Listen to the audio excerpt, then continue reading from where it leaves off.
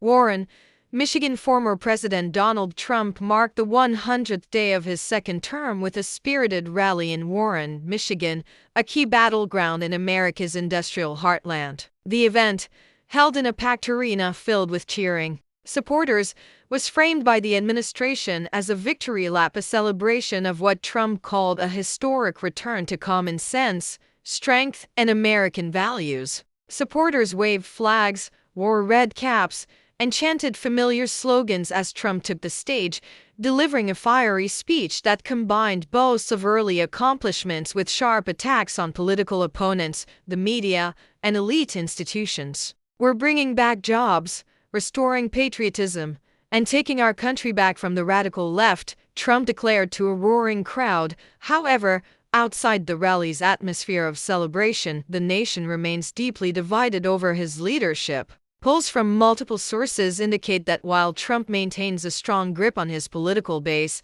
national approval ratings for his second term have slipped, particularly in relation to economic performance and social cohesion. Independent voters and moderate conservatives have expressed concern over inflation, stagnant wages in some industries, and the widening wealth gap under his current economic policies. Among the most controversial actions of Trump's renewed presidency is the sweeping dismantling of diversity, equity, and inclusion day programs across all federal departments. Announced within the first few weeks of his term, the rollback effectively ended day offices, hiring guidelines, and training programs put in place during previous administrations. Trump argued that such initiatives were divisive, wasteful, and discriminatory against hardworking Americans.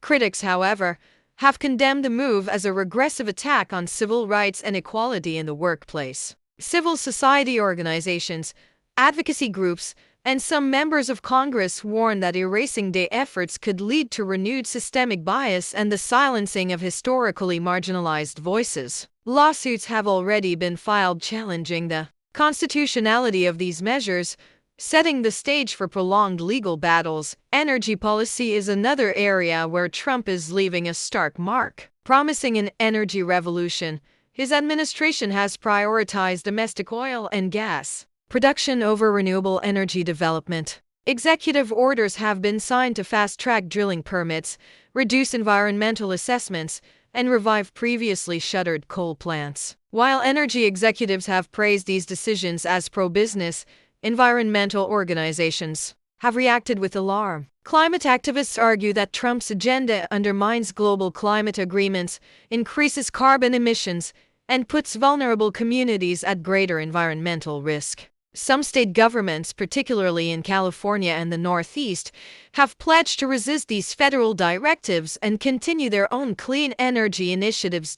In a particularly bold move, the Trump administration has turned its attention to America's elite academic institutions. Harvard University, long seen as a liberal stronghold, is currently under federal investigation for what the White House claims are political indoctrination and ideological discrimination. The administration has threatened to withhold funding from universities that fail to align with what Trump describes as patriotic education and free speech standards.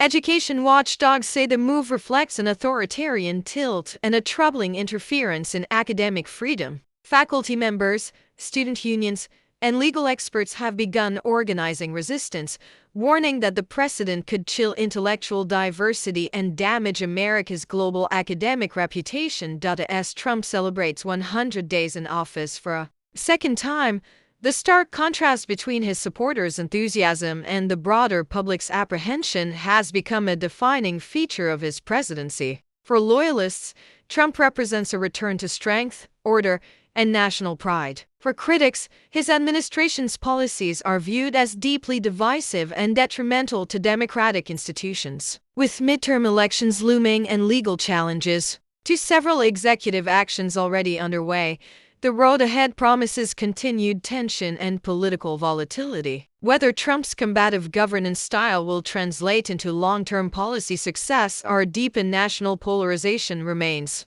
a question that only time and the American electorate will answer.